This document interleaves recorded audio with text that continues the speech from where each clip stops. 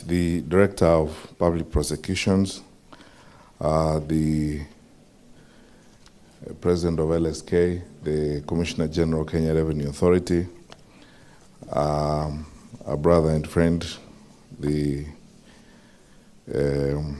Chief Executive Officer of EACC, and all of you, my fellow citizens who are here this morning. I'll be very brief. First of all, I want to thank you very sincerely for the invite to be here this morning.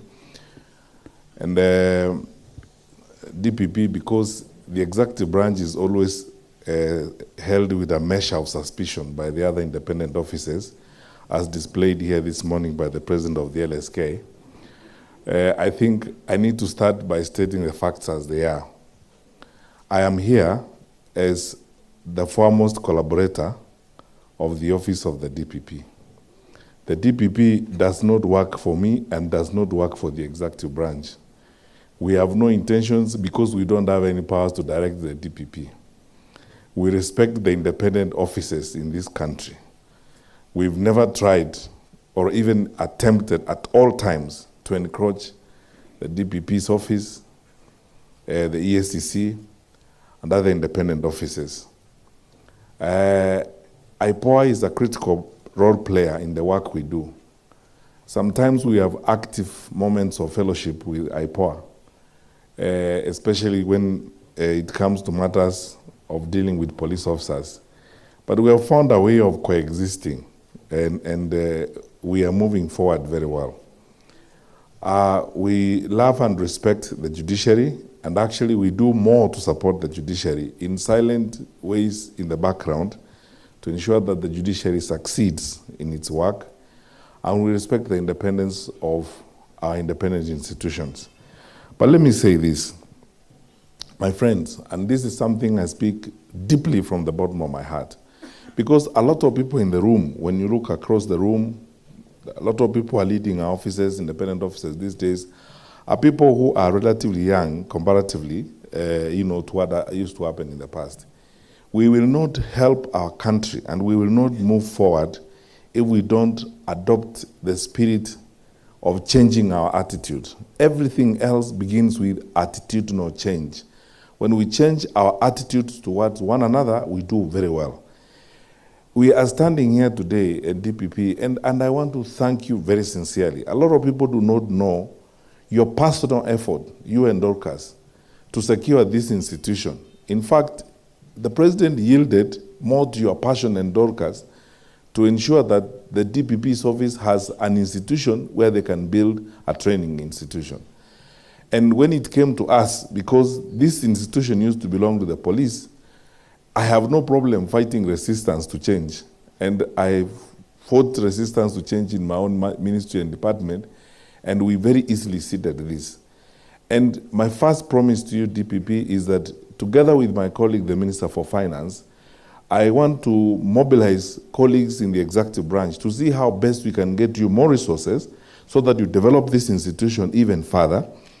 And you enhance your independence. I mean, it's fantastic to see our country achieving this and getting to this point. And I hope that as we go by, we will soon now build a robust institution here where you'll be having not just the induction courses, but your prosecution clinics and something else which I'm going to ask you to do today so that we can have a better country and we can serve our people better as we go forward. So thank you so much, because since you became a DPP, you have brought a breath of fresh air, a change of attitude, and always the spirit that draws the line between constructive cooperation and collaboration and compromise. Constructive cooperation and collaboration is not compromise. I know that your prosecutors, as they go across the country to work, they will be working with my colleagues, the county commissioners, the police command, DCI officers across the board. We have always insisted that what we need in our country is constructive cooperation and collaboration. And there's a clear distinction between that and compromise. When we cooperate and work together, we achieve more and we go further. Because the law enforcement chain is as strong or as weak as each of its cogs. Because if you have a weak investigative system, you will not hope for successful prosecution. If you have compromised prosecution, it won't matter what level of investigation that is going to be done. If a lot of good work is not going to be done at the judiciary, then justice is not going to be served. We all have to work together, and that is why I will always advance the cause of constructive cooperation and collaboration, because that is what is going to take us forward. And as we go forward, and in the interest of time, we have begun new radical changes, especially in the police department. Recently, DPP, and I have consulted quite widely within the criminal justice sector. We have begun for the first time in the country a cadet officer training program in the police service. We have insisted, and I have told my colleagues at the National Police Service, that we are now for the first time selecting graduates who will go to be trained as cadet officers. And I have advised, because that's what the law allows me to do, the Inspector General, that those who will come in from the various professions should already be admitted in their professions. The lawyers we are going to put in this must already be members of the Law Society of Kenya and advocates of the High Court of Kenya. The doctors who will be admitting must already be qualified and admitted as members in their profession.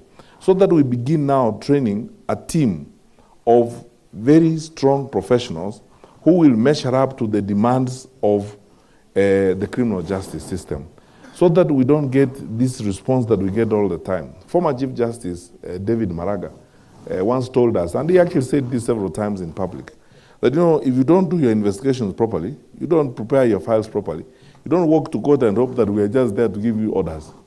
Because you have to convince us, you have to do your work. And for us to be able to do that work, we have to train.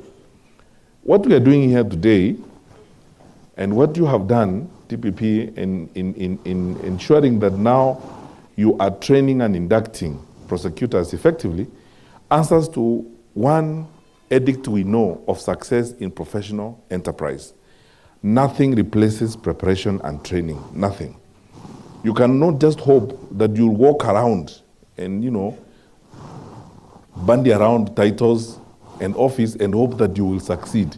Nothing replaces preparation and training. For us to be well and to do well and to succeed, we must prepare ourselves effectively, and we must train our people effectively. Our country is not competing against itself. We are competing against a dynamic environment, a very competitive global environment, and of course, an increasingly dynamic criminal ecosystem. The war against terrorism. I've kept asking, especially my colleagues in the judiciary, and my brother, the deputy registrar, is here. For example, digital jurisprudence is our next frontier of challenge, because the criminals we are dealing with are not moving money from one pocket to another.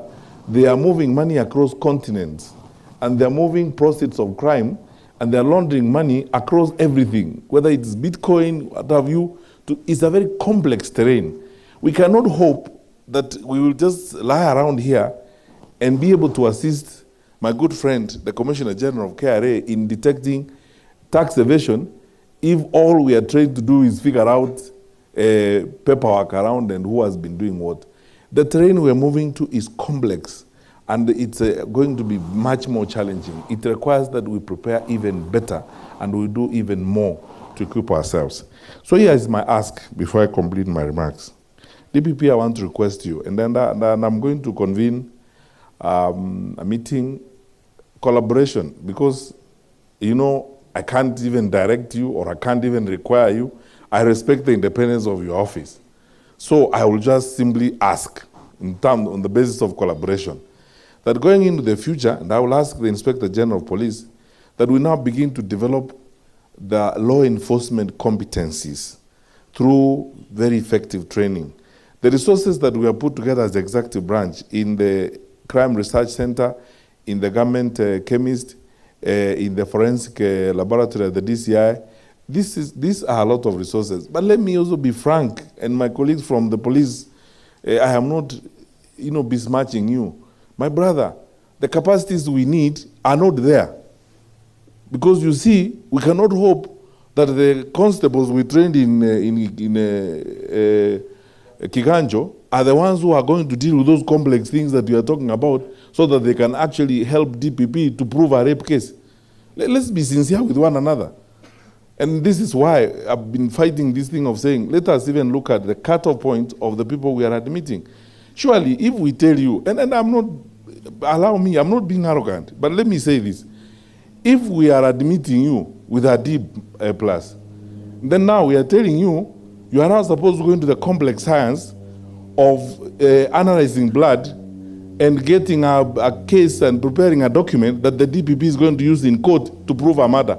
Are we serious, honestly? Are we serious? So that's why I'm saying, look, good people, there are many things we all can do. I'm not saying there's anyone who's useless. There are many things we can do. The time is now here for us to face the reality as it is and know that we are facing challenges we must confront in a serious manner. That's why I believe my colleagues at the National Police Service agree with me, and I'm going to humbly ask the DPP and the EACC that we now begin developing new capacities on law enforcement terrain so that when we give you a file that has come from us, they are not going to tell us we have done a shoddy job. That when we give you, when you ask the 10 questions before you go to court, we can answer them scientifically, accurately, and sensibly so that we enable you to do your work. Otherwise, beyond there, we will just be having all manner of problems, as it were. I have been here before, and if you allow me, when I was Minister for Education and we were dealing with these cases of leaders who present subject certificates that are fake and so on, one time in a past election, a leader turned up with a certificate of attending a crusade, which was written in some language from South America. And because of the hurry, they allowed the fellow to go and run for an election. So later on, when someone with linguistic competencies from that area was found, they said, okay, look at this. This is supposed to be a master's degree. They said, no. This is actually, in the language, when you translate it, it is a certificate of attending a crusade. So, look, good people, God has been so kind and gracious to us as the people of Kenya. He has given us a wonderful country, and most importantly, afforded us an opportunity to serve our nation. No one will build this country for us. We will build it ourselves. Now, on the framework of that constructive cooperation and collaboration across agencies, I want to assure you, you can expect DPP and you will get absolute 100% collaboration from the Ministry of Interior and all its agencies. We will work together. And as I said, our next frontier is going to be mobilizing our agencies and putting a case. I will be one of your champions to ensure that we get you more resources so that as we train and as we prepare ourselves to confront crime, we are actually ready. We cannot, play the kind of games we play around here. We can't even speak a proper English grammar and then hope that we can give the DPP a file. He can actually go to court and now try to see, first of all, deal with problems of grammar, then deal with problems of fact, then, and so on. We have to do our work. And let's be sincere one with another, because we are not going to go anywhere if we are not honest with one another. We just have to be very clear about this and go forward. So we wish you all the best. And for you, new prosecutors, we thank the Lord for you, and we wish you all the best as you go forward in your new responsibilities.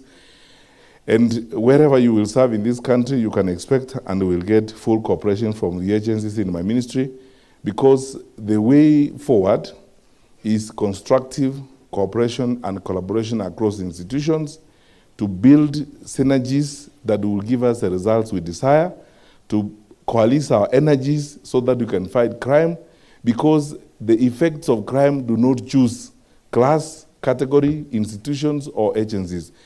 And that's the more reason why there has never been greater urgency to build synergies and work together such as this. I congratulate you. I wish you all the best. And I thank you, DPP, for the opportunity.